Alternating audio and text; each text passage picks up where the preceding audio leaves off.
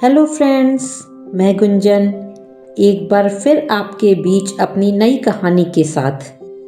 आज की कहानी का शीर्षक है प्रेम विवाह। रोज की तरह सूरज धीरे धीरे अपनी चमक कम करते हुए लाल गेंद में परिवर्तित हो धरती माँ के आंचल में छुपने का प्रयास कर रहा था। आकाश में फैली स्वर्णिम लालिमा भी मध्यम पड़ने लगी थी और रोज की ही तरह इसी वक्त कृष्णा भी यूनिवर्सिटी के गेट पर विराजमान था। वो यहाँ पढ़ने नहीं आता था, वो आता था अपनी प्रेमिका की तलाश में। माँ ने नाम क्या कृष्णा रख दिया, वो तो उसे चरितार्थ करने में ही लग गए। दर्जनों फोटो देख चुके हैं, लेकिन कोई लड़की पसंद नहीं आई। आती भी कैसे, दिमाग में तो प्रेम विवाह का भूत है। अब प्रेम विवाह के लिए जरूरत थी कोई लड़की की, जिससे पहले प्रेम हो फिर विवाह। उसी की जुगत में शाम होते ही यूनिवर्सिटी के गेट पर आंखें गड़ाए बाइक पर बैठे रहते। महिला विद्यालय के गेट पर बैठ नहीं सकते। एंटी रोमियो दस्ते को खबर लग गई तो हवालात की हवा खानी पड़ जाएगी। इस लिहाज से यूनिवर्सिटी का गेट ही सुरक्षित है। और वैसे भी कॉलेज से निकलेगी तो जाएगी तो इसी गेट से, और कोई रास्ता तो है नहीं। तो कृष्णा जी प्रेम लीला रचाने के लिए एक अदद राधा की खोज में हर थोड़ी देर बाद बाइक के शीशे में देखकर अपना बाल ठीक करते, एक सेल्फी लेते और आश्वस्त हो जाते। ब्रह्मा जी ने शक्ल तो कृष्णा जैसी ही सुंदर रची, ऊपर से एक कृपा और कर दी, रंग दे दिया बलदाऊ का। अब इस पर भी कोई लड़की ना रीझे, ये बात कुछ समझ नहीं आई। लड़कियां मुड़कर देखती भी थीं, लेकिन कोई तवज्जो नहीं देती। जहां कोई सुंदर लड़की दिखे, कृष्णा जी की बांसुरी बज जाती, मतलब हॉर्न बजा देते। यही छिछोरापन तलाश पूरी नहीं होने दे रहा था। महीने भर से ऊपर हो गया ड्यूटी देते, रोज घर से निकलते कहकर कि कॉलेज जा रहे हैं, दिन भर दोस्तों यारों के साथ समय बिताकर शाम को नियत समय पर पहुंच जाते अपनी ड्यूटी पर। इनको तो कई लड़कियों में राधा के गुण दिखे, लेकिन कृष्ण की तरह रिझा नहीं पाए। कभी कभी मन हताश हो जाता था, फिर दिल कहता लगे रहो कृष्णा भाई, मेहनत का फल मीठा ही होता है। और सचमुच एक दिन मीठा फल झोली में आ गिरा। नाम था प्रिया। साधारण रंग रूप लेकिन मोहिनी अदा वाली चंचल सी प्रिया रोज हंसती खिलखिलाती अपनी सहेली सोनम के साथ पैदल ही यूनिवर्सिटी गेट तक आती और वहां से ऑटो रिक्शा करके घर के लिए निकल जाती। उस दिन बाहर आई तो पता चला ऑटो रिक्शा और पुलिस वालों में पार्किंग को लेकर झड़प हो गई। बात हाथापाई तक पहुंच गई तो पुलिस ने अपने तेवर दिखाए और 2 लाठी रख दी। फिर क्या था, ऑटो रिक्शा वालों ने भी कर दी हड़ताल। झगड़ा उनका और आफत आ गई प्रिया और सोनम की। अब घर कैसे जाएं? इसी उधेड़े बुन में खड़ी दोनों सहेलियों ने आपस में कुछ बात की। प्रिया कुछ समझा रही थी और सोनम नाम से रिला रही थी। कुछ मिनटों बाद प्रिया सोनम का हाथ पकड़ उसे खींचती हुई सी आकर कृष्णा के सामने खड़ी हो गई। बोली, एक्सक्यूज मी, आज ऑटो की हड़ताल हो गई, हमें पता ही नहीं था, वरना हम आज आते ही नहीं। क्या आप हमें अगले स्टॉपेज तक लिफ्ट दे सकते हैं? अंधा क्या चाहे, 2 आंखें। मन में लड्डू फूटने लगे, लेकिन खुद पर नियंत्रण रखते हुए बोला, वैसे तो मैं अपने दोस्त का इंतजार कर रहा था, लेकिन आप लोग परेशानी में हैं तो इंसानियत के नाते इतनी हेल्प तो कर ही सकता हूं। फिर मोबाइल पॉकेट से निकालते हुए बोला, दोस्त को मैसेज कर देता हूं, अब कल मिलेंगे। फिर मोटरसाइकिल स्टार्ट की, बालों में 2 उंगलियां फिराई और गर्दन घुमाकर बैठने का इशारा किया तो प्रिया लपक कर बैठ गई। कुछ सकुचाती सी सोनम भी बैठ गई। मोटरसाइकिल ने रफ्तार पकड़ी और जुल्फें स्वतंत्र हो गईं। अगला स्टॉपेज आया और दोनों एक लंबी सी मुस्कान के साथ थैंक यू बोलकर ऑटो रिक्शा की ओर बढ़ गईं। कृष्णा अपलक तब तक प्रिया को देखता रहा जब तक वो आंखों से ओझल नहीं हो गई। फिर बाइक स्टार्ट की और मोड़ दी सीधे घर की ओर। आज किसी और की आवाज सुनने का मन नहीं कर रहा था, बस उसी की आवाज कानों में खनक रही थी। कृष्णा को तो प्रिया में बहुत पहले से ही राधा नजर आ रही थी, लेकिन प्रिया का चित्त कैसे चुराया जाए यही समझ नहीं आ रहा था। कहते हैं जोड़ियां तो ऊपर वाला बनाता है, तो समाधान भी उसी ने निकाला। ऐसा नहीं था कि प्रिया ने इससे पहले उस पर ध्यान न दिया हो। दोनों सहेलियां उसे देखती, आपस में कुछ कहती और छिछोरा समझकर हंसकर निकल जाती। आज दोनों की राय जरूर कुछ बदली होगी। वैसे अब ये तो कल ही पता चलेगा, जब दोनों सहेलियां कॉलेज से बाहर आएंगी और मियां मजनू को फिर खड़ा पाएंगी। दूसरे दिन रोज की तरह सूरज फिर ढलने लगा, शाम फिर होने लगी और कृष्णा फिर ड्यूटी पर तैनात था। लेकिन आज उसकी नजर किसी और लड़की पर नहीं थी। आज प्रिया की राह में बिछी थी। इंतजार का एक एक पल एक एक घंटे सा लग रहा था। हर थोड़ी देर बाद कलाई घुमाकर घड़ी देख लेता। मन में बेचैनी अलग थी। आएगी तो बात किस बहाने होगी। कल तो ऑटो रिक्शा की हड़ताल थी, तो उसने लिफ्ट मांग ली। आज क्यों बात करेगी। मन इसी उधेड़ बुन में उलझा था और वो सामने से आती दिखी। आदतन मुरली बज गई। आज वो मुस्कुराकर पास आ गई, बोली, कल के लिए फिर से थैंक यू। अगर आपने कल लिफ्ट न दी होती तो पता नहीं हम घर कैसे जाते। मेरा नाम प्रिया है और ये शर्मीली मेरी दोस्त सोनम। तुमने अपना नाम नहीं बताया। वो झट से आपसे तुम पर आ गई।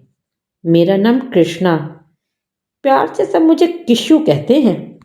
फिर बोली, एक बात पूछें, क्या तुम सच में रोज अपने दोस्त से मिलने यहाँ आते हो। बुरा मत मानना। तुम जिस तरह लड़कियों को देखकर हॉर्न बजाते हो ना, हमें तो एकदम मजनू छाप लगते थे। लेकिन कल जो तुमने हमारी हेल्प की तो तुम्हारे बारे में हमारी राय बदल गई।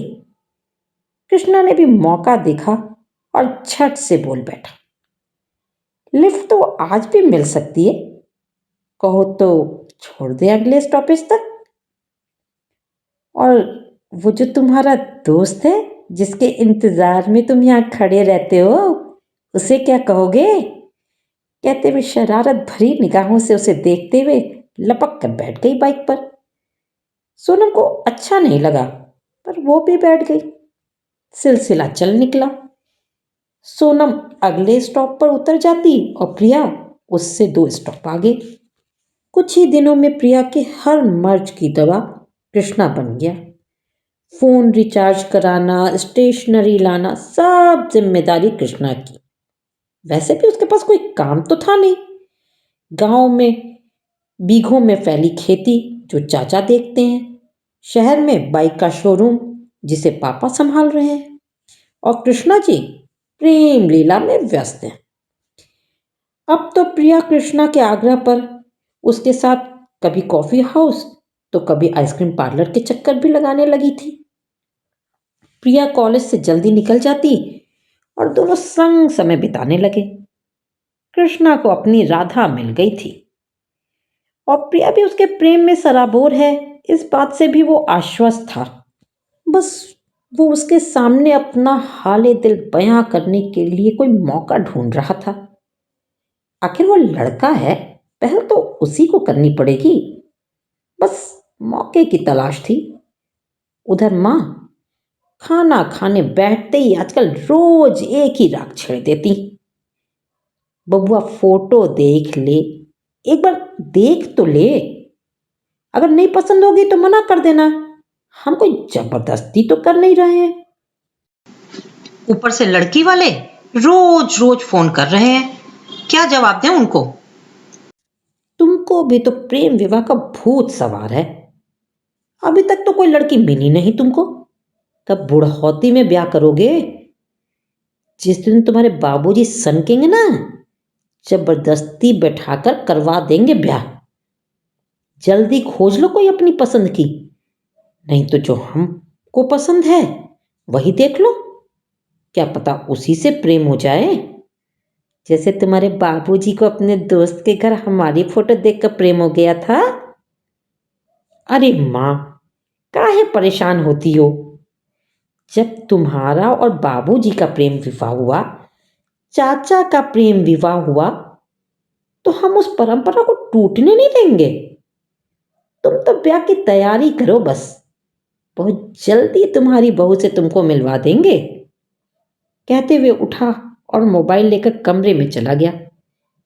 सोचा आज ही उससे बात करते हैं कल मिलने के लिए। घड़ी की तरफ निगाह डाली तो 10 बज रहे थे। बात करने के लिए सही समय है, इस समय वो अपने कमरे में ही होती है। फोन लगा दिया। फोन की रिंग के साथ दिल की धड़कनें तेज होने लगी। पूरी रिंग होने के बाद भी फोन नहीं उठा।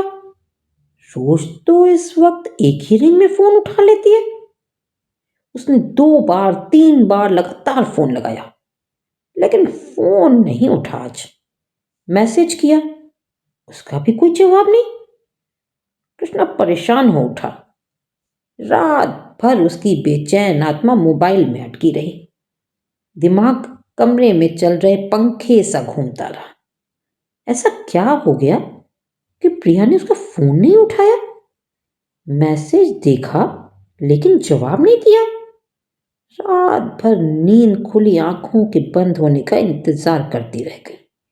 ना आंखें बंद हुई, ना नींद उसमें समा पाई।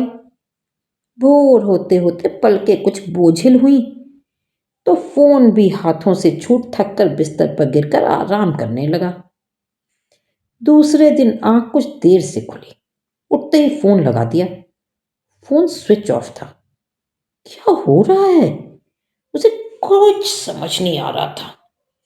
दिल दिमाग दोनों बेचैन थे। क्या करे? घर का पता उसने कभी दिया नहीं। विमेंस कॉलेज में प्रवेश मिलेगा नहीं। अब तो शाम होने तक इंतजार करने के सिवा कोई रास्ता नजर नहीं आ रहा था। किसी तरह दिन बिता। आज शाम 1 घंटे पहले ही पहुंच गया गेट पर। फोन लगाया, फोन अब भी बंद था। अब तो कॉलेज खत्म होने तक इंतजार करने के सिवाय कोई रास्ता नजर नहीं आया। और घंटे भर का समय तो आज दिन से भी ज्यादा लंबा लग रहा था। उस 1 घंटे में बेचैनी में पास की चाय की दुकान पर बैठे बैठे पता नहीं कितनी चाय पी डाली। हाथ में चाय का पुरवा और निगाह गेट पर। तभी दूर से सोनम आती दिखी। आज वो अकेली थी। गरम चाय एक घूंट में हलक में उतार दौड़ता सा पहुंच गया उसके पास। सोनम ने बताया आज वो आई नहीं और उसे भी उसका घर नहीं पता, कहकर चली गई। उनसे मिले हुए दिन भी न गुजरा था और शाम हो गई। परेशान कृष्णा को कुछ भी समझ नहीं आ रहा था। अब कल का इंतजार करने के सिवाय कोई और रास्ता भी तो नहीं था। झुंझलाहट में उसने बाइक स्टार्ट की, झटके से मोड़ के जोर से हॉर्न बजाता हुआ घर की ओर निकल गया। रात फिर उसके ख्यालों में गुजरी। सूरज फिर शाम की आस हथेलियों पर लिए दिन भर घूमता रहा। ढलते सूरज के साथ कृष्णा फिर प्रिया के इंतजार में आंखें बिछाए खड़ा था। सोनम आज फिर अकेली आई, ना में सिर हिलाया और आगे बढ़ गई। 4-5 दिन से रोज यही क्रम चल रहा था। सब्र का पंछी पिंजरा तोड़कर उड़ जाना चाहता था, पर जाए कहाँ? हर तरफ तो आसमान काला था। बस एक ही आस थी, अभी इम्तिहान तो हुए नहीं है, कभी तो कॉलेज आएगी। अगले दिन फिर चाय की दुकान पर, हाथ में कुल्हड़, चाय की चुस्की लेता निगाहें गेट पर गड़ाए बैठा था कि तभी हवा सी तेज रफ्तार बाइक हॉर्न बजाते ऐसे निकली जैसे देखने के लिए हर कोई मजबूर हो जाए। ये ये क्या? ये तो प्रिया थी, उस लड़की के साथ, उसके पीछे बैठी। झट से चाय का कुल्हड़ फेंक उसने भी बाइक स्टार्ट कर दौड़ा दी उसी दिशा में। इधर उधर ढूंढा पर जाने कहाँ गायब हो गई, अलादीन के जिन्न की तरह। हताश परेशान कृष्णा लौट आया चाय की दुकान पर। सोनम का इंतजार करने लगा। अब तो वही एक सहारा है, उसी से कुछ पता चलेगा। कौन था ये लड़का जिसके साथ आजकल घूम रही है और उसका फोन भी नहीं उठा रही। प्यार की पतंग आसमान में टिकने के लिए संघर्ष कर रही थी और विचारों की डोर उलझती ही जा रही थी। तभी सोनम आ गई। कृष्णा दौड़कर उसके सामने पहुंच गया।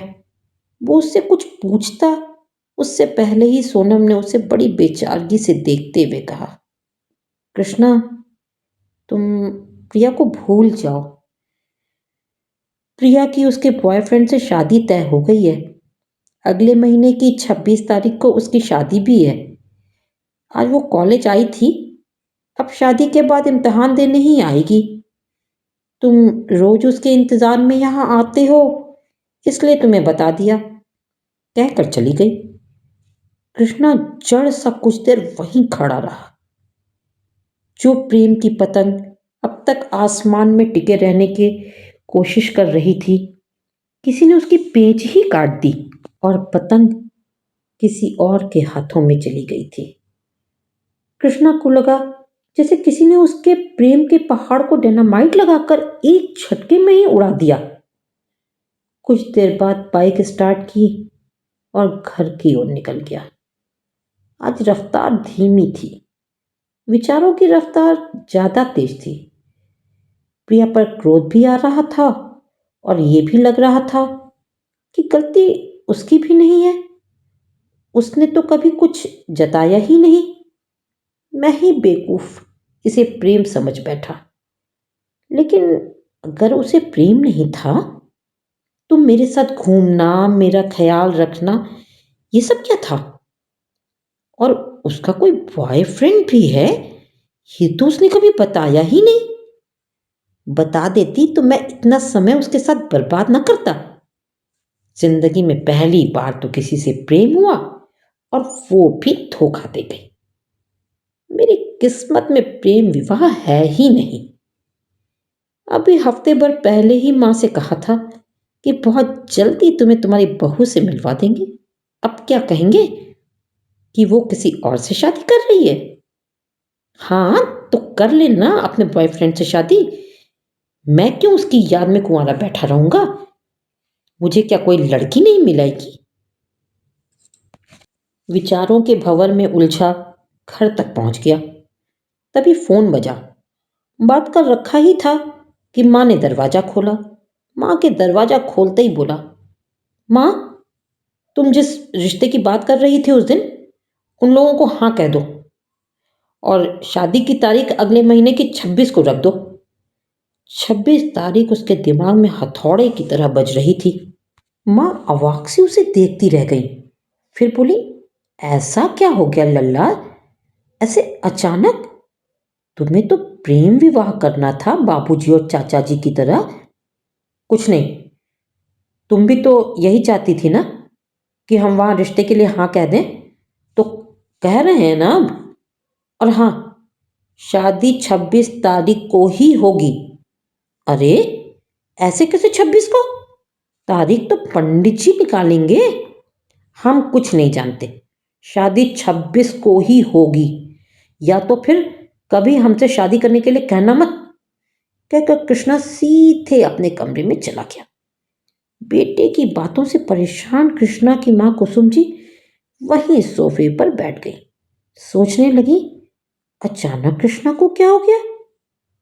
रात को कृष्णा के पिताजी महेंद्र प्रताप जी आए तो पूरी व्यथा कह सुनाई। महेंद्र जी कुछ ज्यादा ही समझदार थे। बोले, प्रेम में चोट खाया लगता है, लोहा गर्म है, अभी शादी का हथौड़ा चला देना चाहिए। देर करने से कहीं फिर मन न बदल जाए। कल ही पंडित जी से कहकर लड़की वालों को बुलवा भेजता हूं। लड़की वाले तो कब से इसी दिन के इंतजार में थे।